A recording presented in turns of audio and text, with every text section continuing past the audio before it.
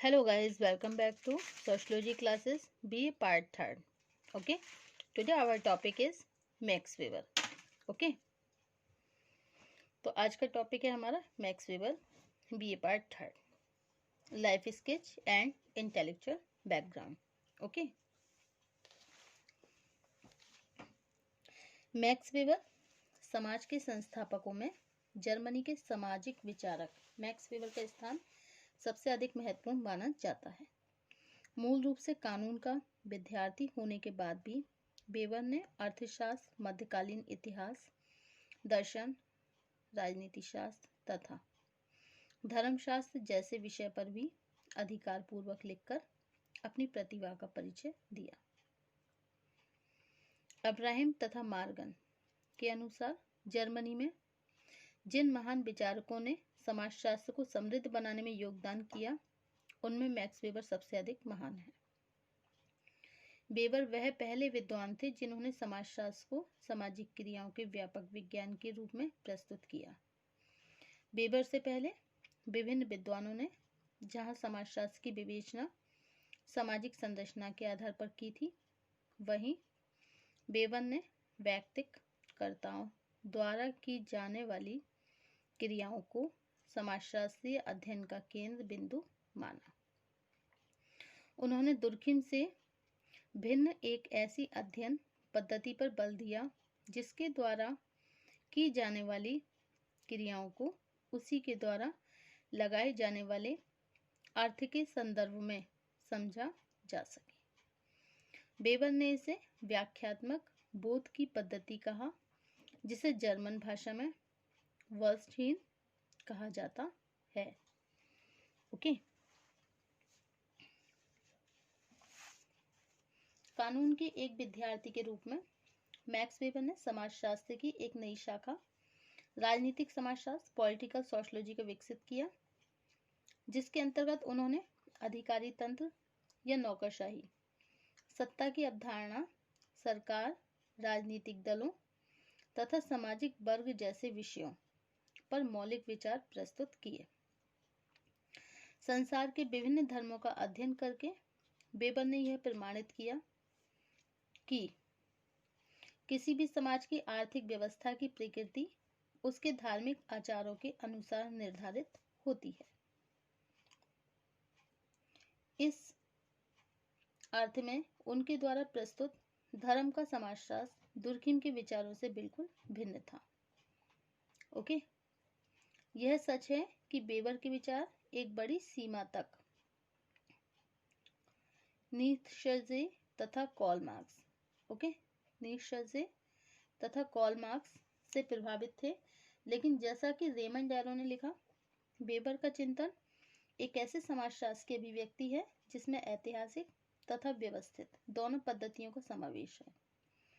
वास्तव में अपने चिंतन के द्वारा वेबर आधुनिक समाज के उस रूप को स्पष्ट करना चाहते थे जिसमें मानव व्यवहारों को प्रभावित करने में परंपराओं, भावनाओं और मूल्य की तुलना में लक्ष्य प्रधान तार्किकता का महत्व कहीं अधिक है.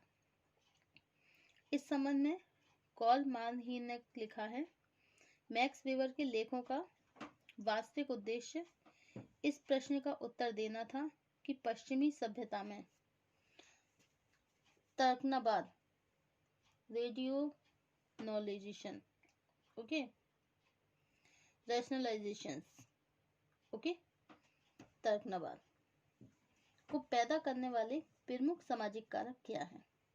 अपनी विभिन्न रचनाओं और लेखों के द्वारा वेबर ने स्पष्ट किया कि हमारी कोई विवेचना, चाहे राजनीति से संबंधित हो अथवा आर्थिक व्यवस्था से, हम चाहे कानून से संबंधित बात करें अथवा अंतर्वैयक्तिक संबंधों से, लक्ष्य को प्राप्त करने के लिए किए जाने वाले तार्किक प्रयत्न ही वह वास्तविक आधार है जिसने हमारी सामाजिक क्रियाओं की प्रकृति को बिल्कुल बदल दिया है. समाजशास्त्र के लिए बेवर के योगदान को समझने से पहले यह आवश्यक है कि उसके जीवन परिचय और रचनाओं के बारे में सामान्य जानकारी प्राप्त कर लें। ओके, तो अब हम जानेंगे life sketch and intellectual background of max weber. Okay,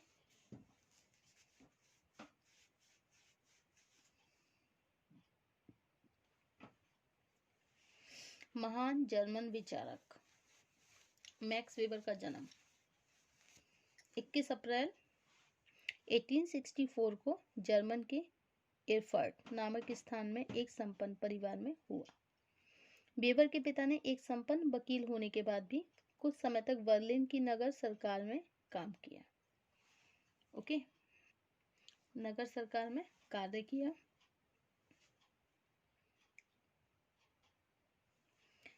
तथा बाद में एरफर्ट में जहां मैक्स वेबर का जन्म हुआ, कुछ समय तक एक मजिस्ट्रेट के रूप में भी कार्य किया। कुछ ही समय बाद उन्होंने बर्लिन की राजनीति में प्रवेश कर लिया। वह जर्मनी की नेशनल लिबरल पार्टी के एक महत्वपूर्ण सदस्य बन गए तथा उन्होंने बिस्मार्क के तत्कालीन शासन में उसकी नीतियों का समर्थन करना आरंभ कर दिया। वेबर की मां हेलेन फेलेस्टाइन ने पवित्र विचारों वाली एक सुसंस्कृत महिला थी, जिनके मानवतावादी और धार्मिक विचार अपने पति से मेल नहीं खाते थे। इसके बाद भी युवा वेबर का पालन पोषण एक ऐसे परिवार में हुआ जिसमें बचपन से ही उनका संपर्क प्रमुख राजनीतिक तथा बौद्धिक लोगों से होता रहा। अपनी अल्पायु में ही वेबर को ट्रीटिस्के, सेवेल डिल्थे तथा थियोडोर मोमसन जैसे विद्वानों से मिलने का अवसर भी मिल गया। ओके, इसके बाद भी वेबर के परिवार का वातावरण अधिक संतुलित नहीं था, क्योंकि वेबर की माता जो थी वो अपने धार्मिक विश्वास काल्विन पंथ की शिक्षाओं को छोड़ना नहीं चाहती थी। ओके, जबकि वेबर के जो पिता थे प्रोटेस्टेंट धर्म के आचरणों की अपेक्षा सुखवादी आचरणों को महत्व देते थे। इसके बाद भी परिवार में राजनीतिक और बुद्धिजीवियों से मिलते रहने के कारण वेबर की जो बौद्धिक प्रतिभा थी उसका बहुत तेजी से विकास हुआ। और अपनी प्रकृति से वेबर बहुत शर्मीले स्वभाव के थे, लेकिन स्कूल में उन्होंने शिक्षकों को उनसे हमेशा यह शिकायत रही स्कूल में जो उनके शिक्षक थे उनसे हमेशा ये शिकायत रही कि उनमें अनुशासन का अभाव है। फिर भी वेबर ने आरंभिक जीवन से ही अध्ययन के प्रति विशेष रुचि उनकी बनी रही।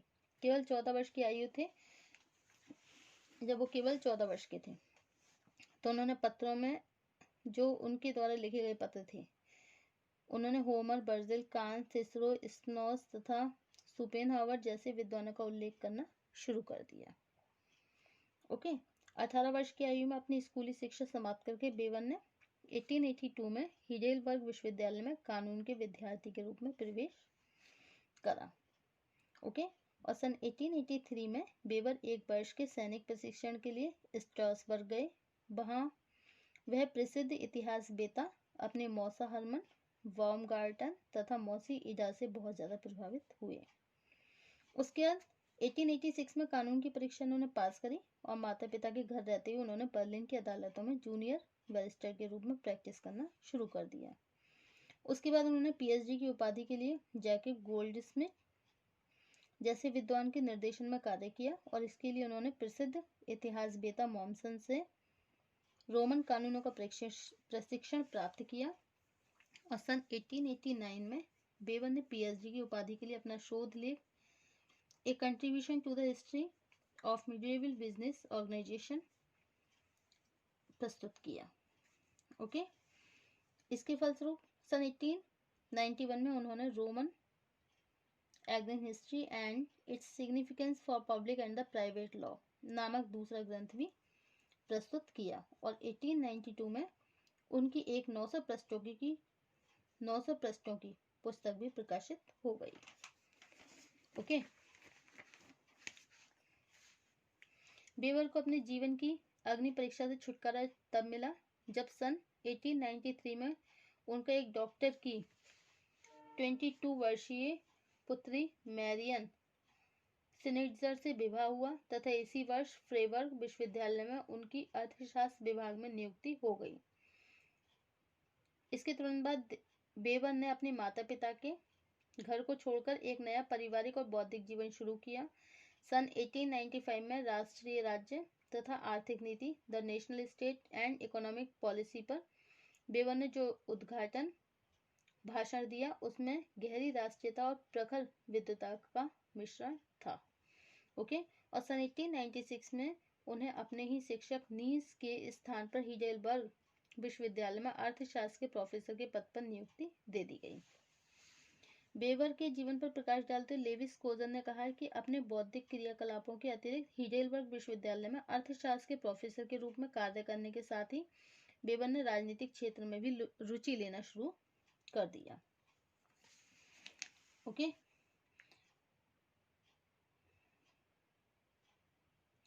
वेबर ने महसूस किया कि केवल यात्राओं के द्वारा, उन्होंने काफ़ी यात्राएं भी करी, लेकिन उन्होंने ये महसूस किया केवल यात्राओं के द्वारा अपनी मानसिक स्थिति को ठीक नहीं कर सकते। वो बीमार पड़ गए थे।